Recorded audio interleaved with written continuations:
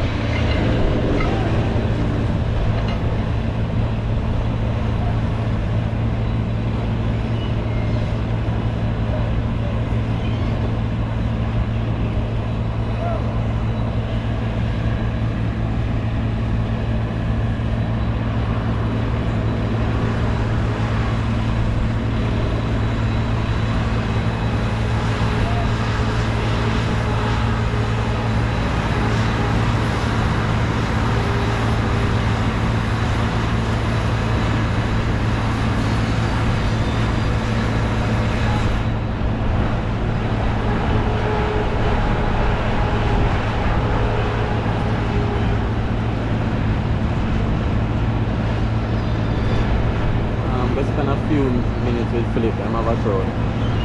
Spend a few minutes with Philip, them have a crowd. Alright.